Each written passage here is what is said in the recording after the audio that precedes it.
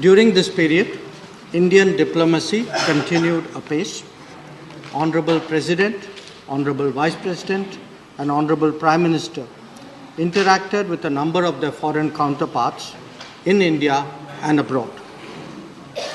We also participated in events linked to the G20, the SCO, and the ASEAN, while hosting a number of foreign dignitaries in India. This included the Secretary General, Antonio Guterres of the United Nations. I myself visited a number of nations, as did our Minister of States, and we received many of our counterpart colleagues here in India. Together, these activities reflected India's growing interest, expanding footprint, and more intensive partnerships. Through these efforts at multiple levels, we were able to advance our national objectives in a world that is increasingly beset with uncertainties, disruptions, and rivalries. Honorable President met Her Majesty Queen Maxima of Netherlands, who visited India from 29 to 31 August 2022 in her capacity as the UN Secretary General's Special Advocate. Prime Minister of Bangladesh, Her Excellency Sheikh Hasina, also called on Honorable President during her state visit to India. Honorable President's first overseas visit was to the United Kingdom to attend the funeral of the late Queen Elizabeth II. Honorable Vice President represented India at the India-ASEAN Commemorative Summit at Cambodia, which elevated the India-ASEAN relationship to a comprehensive strategic partnership. He also attended the 17th East Asia Summit, which is an important forum to promote free, open, inclusive, and rules-based Indo-Pacific. Apart from bilateral engagements in Phnom Penh, he visited UNESCO World Heritage temples at Taprom and Angkor Wat, where conservation and restoration work has taken place with India's support.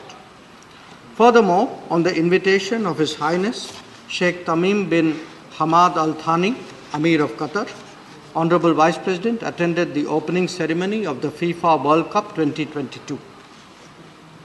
This reflected India's long-standing relationship with Qatar, which is home to over 8.5 lakh Indian nationals.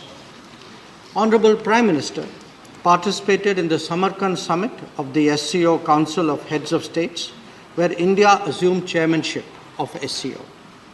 As chair of SCO, India's priorities are to advance the theme of secure, articulated by the Prime Minister initially at the SCO Summit in Qingdao in 2018.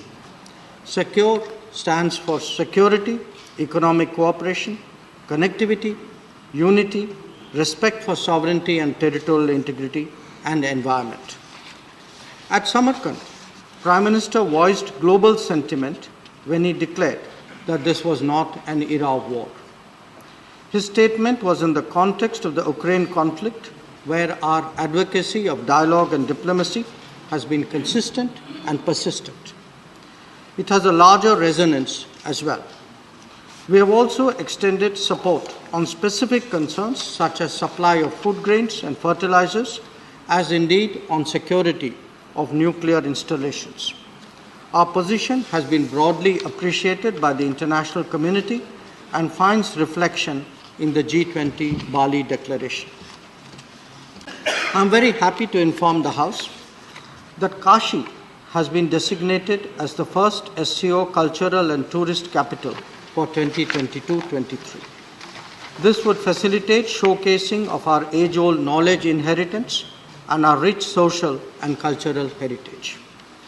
The Prime Minister also attended the state funeral of the late Prime Minister Shinzo Abe of Japan, who was a particular friend of India.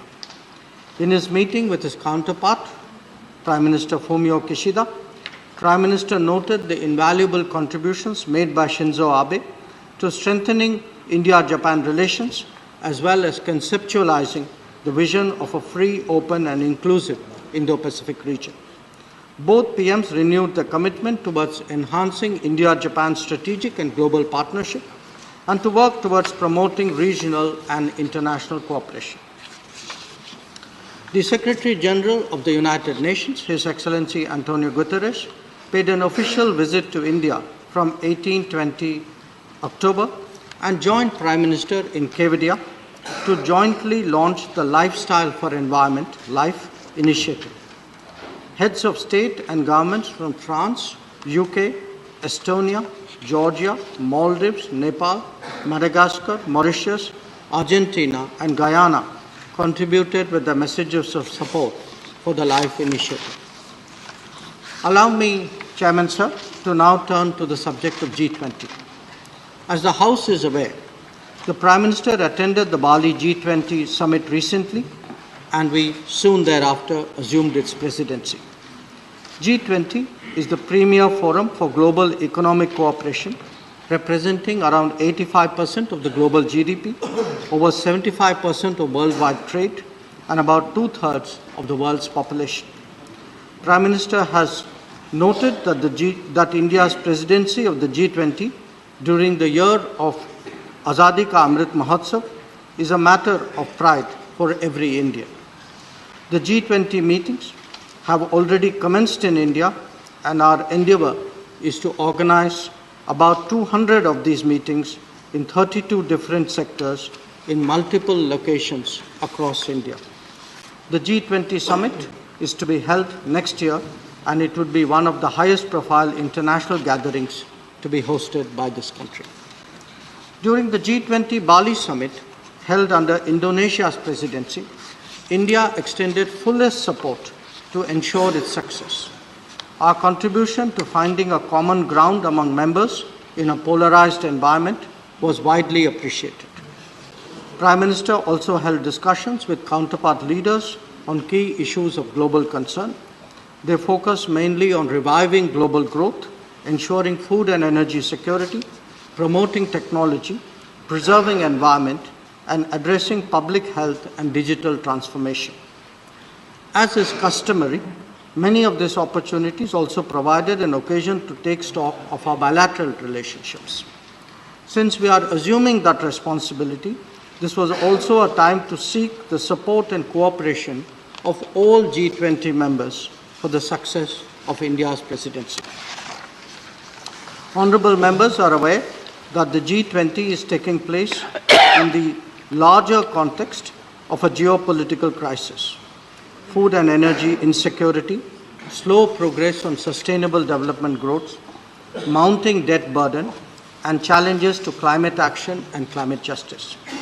Our endeavor is to build consensus within the G20, champion causes, especially of the Global South, and shape the setting of the agenda. This will also be an occasion for us to highlight the 3 Ds of India: development, democracy, and diversity.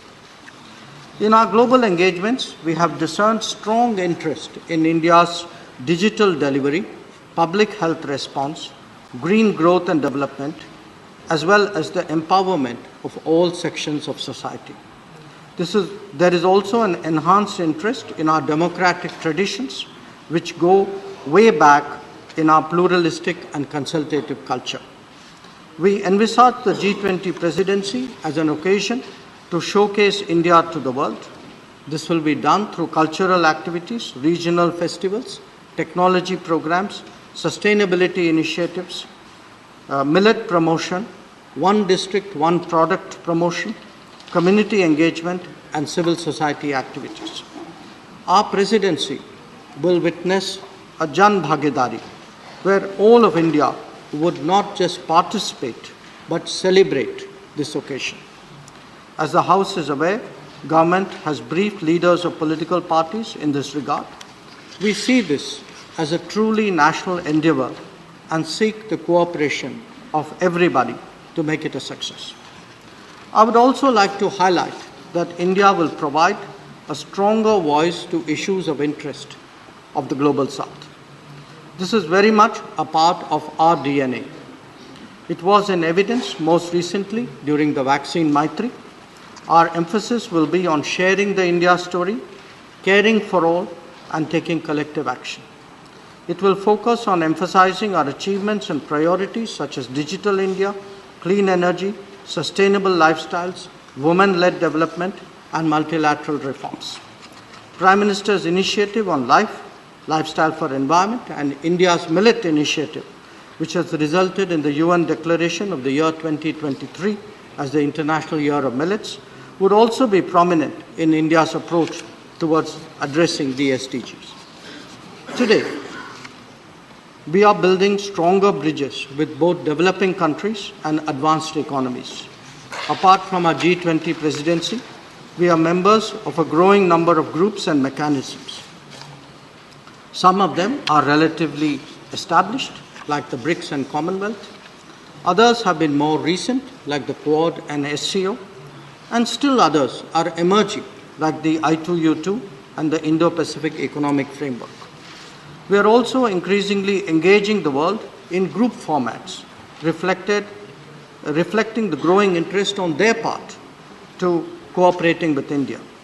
This could be with the ASEAN, with Africa or the Pacific Islands, or indeed the Nordic nations, CARICOM, CELAC, or Central Asia. Our growing collaboration with the European Union is of particular importance. Chairman, sir, I would like to share with the House that the ministers of MEA have been equally active during this period. I have myself hosted the foreign ministers of Maldives, France, Singapore, Botswana, United Kingdom, Ghana, Gabon, Belarus, Syria, UAE, and Germany in this period. I would also highlight the India-Singapore Ministerial Roundtable and the collective interaction with 12 African ministers dealing with education and skills who were here at the invitation of my colleague Dharmendra Pradhan, that took place in Delhi. It would give the honourable members a sense of the breadth of our engagement and the growing global interest in India. This was also in evidence during my outgoing visits to Thailand, Brazil, Paraguay, Argentina, UAE, Japan, Saudi Arabia, Uzbekistan, USA, Australia, New Zealand, Egypt, and Russia. It was my privilege to represent India at the UN General Assembly high-level segment this year. I took the occasion to engage with the G4, the L69, Quad, IPSA, BRICS, CELAC, and CARICOM, and hold multiple trilaterals and bilaterals. Our ministers of state have been equally vigorous in promoting India's interests abroad. Sri Muralidharanji went to Brazil, Senegal, USA, Oman, Djibouti, Kenya, Eritrea, and Nigeria. Srimati Meenakshi Lekhiji represented India at the SICA summit at Kazakhstan and visited Georgia, Norway, Iceland, and Malta. Dr. Rajkumar Ranjan Singhji was our representative at the IORA Ministerial and visited Indonesia.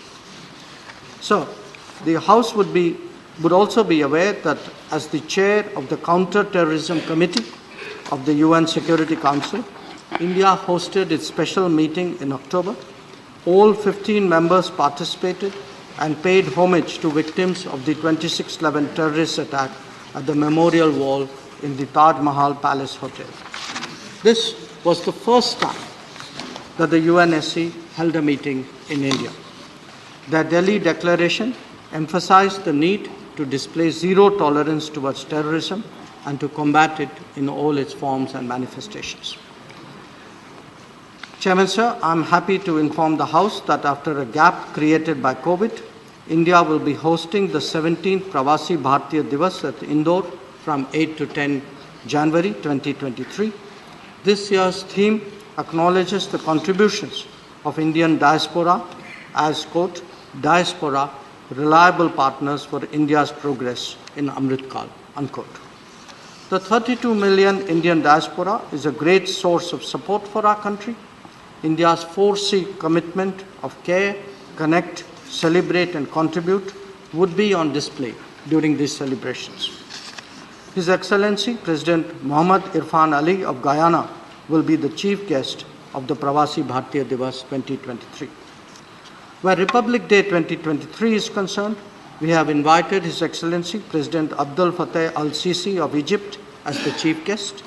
He has graciously accepted the invitation. Honorable members would also be glad to know that the 12th World Hindi Conference will be jointly organized by India and Fiji from 15 to 17 February 2023 at Fiji. This will be the first occasion for hosting this event in the Pacific region. Chairman, sir, foreign policy today is no longer just an exercise of a ministry or even simply that of the government.